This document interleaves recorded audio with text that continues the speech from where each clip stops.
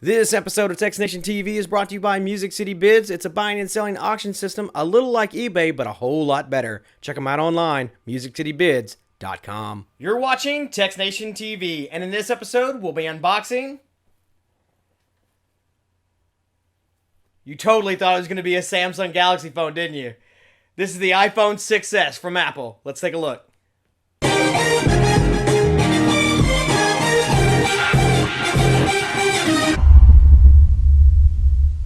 All right, welcome to txtNationTV. My name's Rusty G, and so we got the iPhone 6s 64GB version.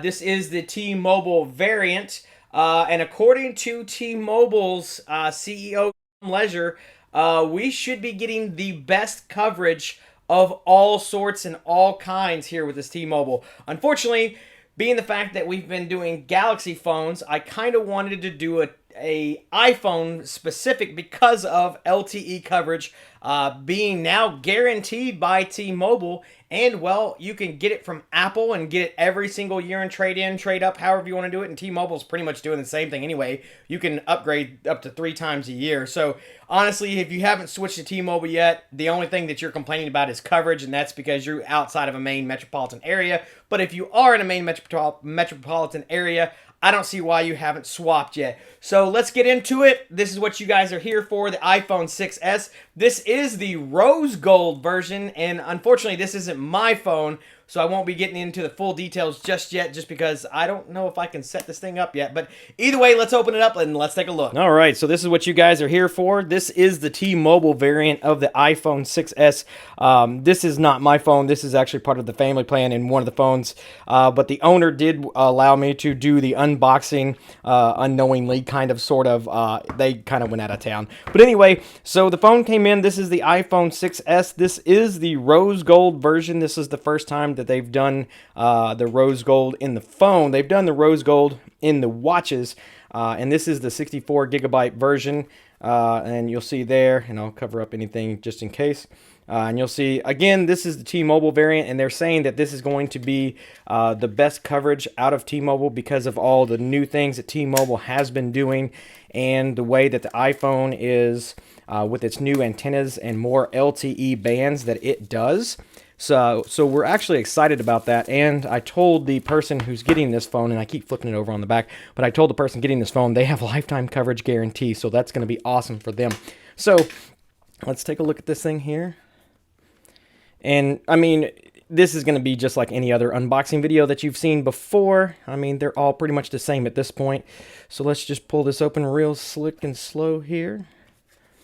All right, so we'll turn that over. And there it is. That's the 64GB version there. Let's see if we can pull this little guy out. Yep, and you'll see there, it's pink. And, you know, I have no qualms with it. I'm just not a big fan of it, but it's for girls, so hey, you know, whatever. Rose gold, pink, however you want to call it. Heck, we're with magenta, the big T, so it doesn't really bother me. But there it is. And just for comparison, just so you can see, well, I can't really do this as a good comparison, but here's my Note 5. She actually got the iPhone 6s, not the 6s Plus. So this doesn't have the optical image stabilization that is built into the iPhone 6 Plus.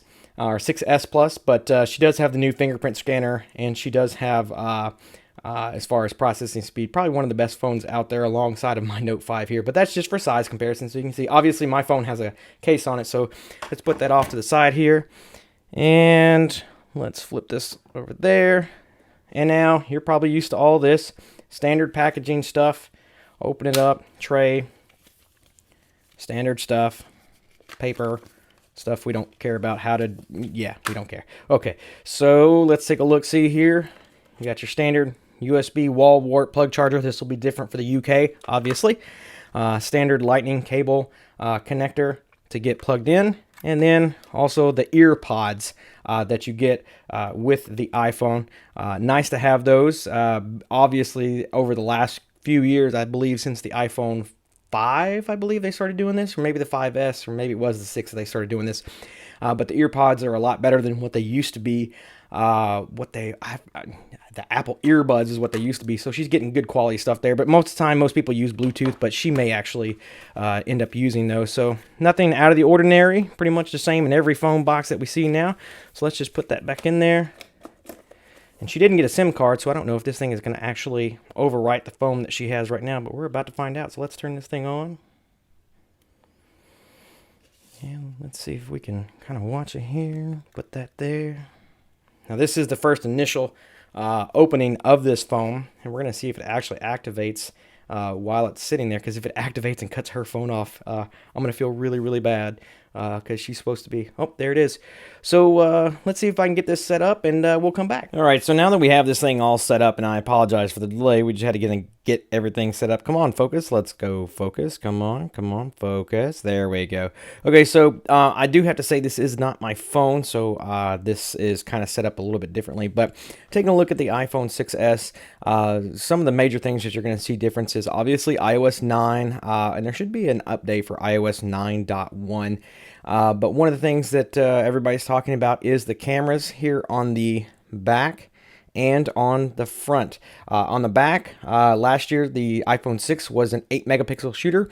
We're now looking at a 12 megapixel shooter that allows for 4K recording, which is also kind of the reason why they make a 16 gig and then a jump to a 64. Which is what this one is.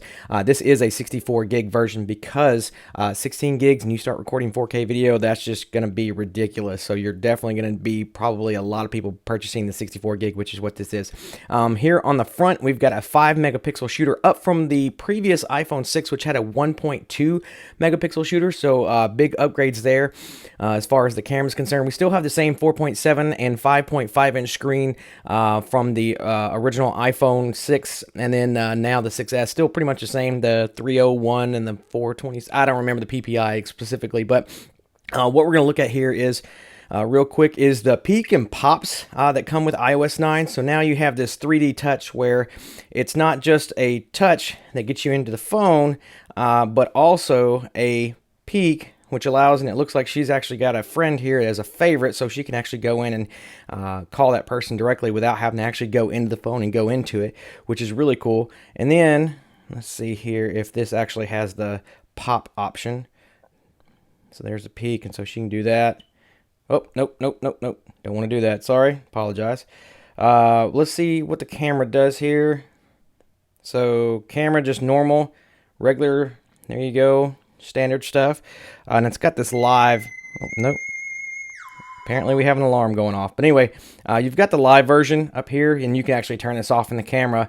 But this basically allows for a live video instead of just a single shot. It takes video, which is actually kind of cool.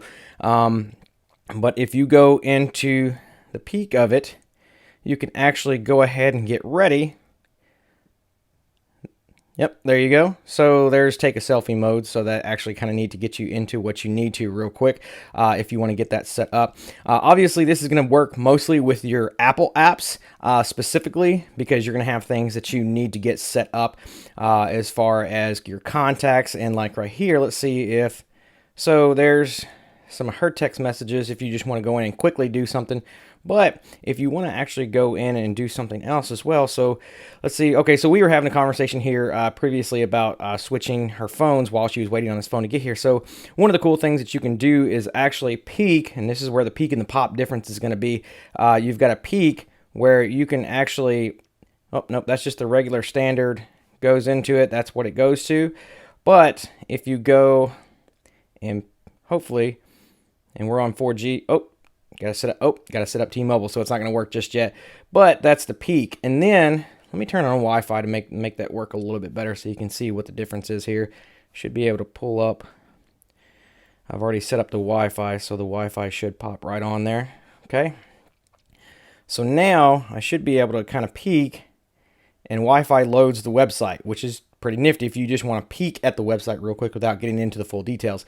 And it goes right back to the text message. But if you want to pop it and push a little harder, it actually loads the website and goes into the full website. So that's basically the 3D touch that they've got set up. That kind of, there's no real setup here as far as having to worry about when you go in, it's just automatically built in, and I'm sure third-party apps will make use of this later on down the road. So it's kind of a haptic feedback.